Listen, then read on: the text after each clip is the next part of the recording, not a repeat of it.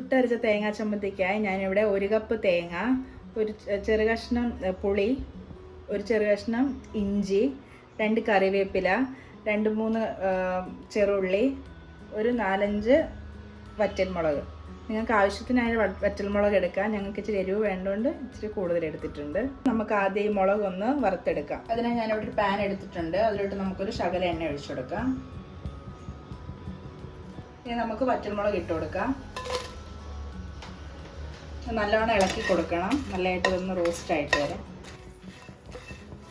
ഇത് കൂടുതൽ ഫ്രൈ ആയി പോരുത്. ആവശ്യത്തിനുള്ളൊരു ജസ്റ്റ് ഒരു വറവേ ആവുള്ളൂ.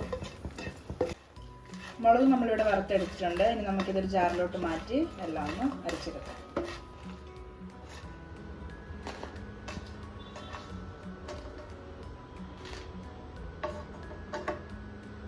ആദ്യം നമുക്ക് വാളംപുളി,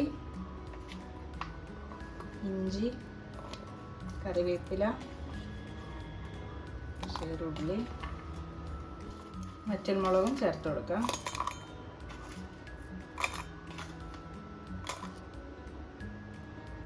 ആവശ്യത്തിനുള്ള ഉപ്പും ചേർത്ത് കൊടുക്കാം. എന്നിട്ട് നമുക്ക് ഇത് ആദ്യം ഒന്ന് അരച്ചെടുക്കാം.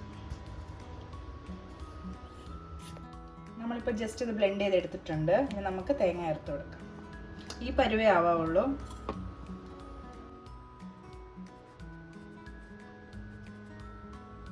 നമുക്ക് നല്ലോണം ഒന്ന് മിക്സ് ചെയ്ത് കൊടുക്കാം.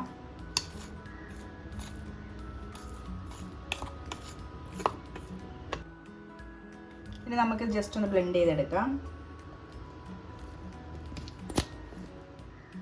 ഇപ്പം നമ്മുടെ ചമ്മന്തി ഇവിടെ റെഡി ആയിട്ടുണ്ട്. നമുക്കിതൊരു പാത്രത്തിലോട്ട് മാറ്റാം.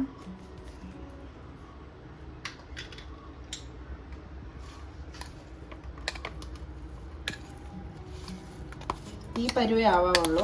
കൂടുതൽ അരിഞ്ഞു പോകരുത്.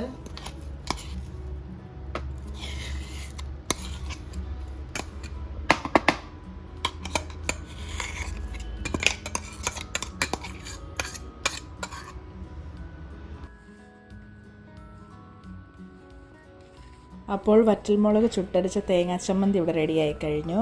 നിങ്ങളെല്ലാവരും ഇത് ട്രൈ ചെയ്ത് നോക്കണം. നമ്മുടെ വീട്ടിൽ എപ്പോഴും ഉണ്ടാകുന്ന ഇൻഗ്രീഡിയൻസ് വെച്ച് തയ്യാറാക്കാൻ പറ്റുന്നതേ ഉള്ളൂ. വളരെ എളുപ്പത്തിൽ നമുക്ക് തയ്യാറാക്കിയെടുക്കാം. അപ്പം നിങ്ങളെല്ലാവരും ഇത് ട്രൈ ചെയ്ത് നോക്കണം.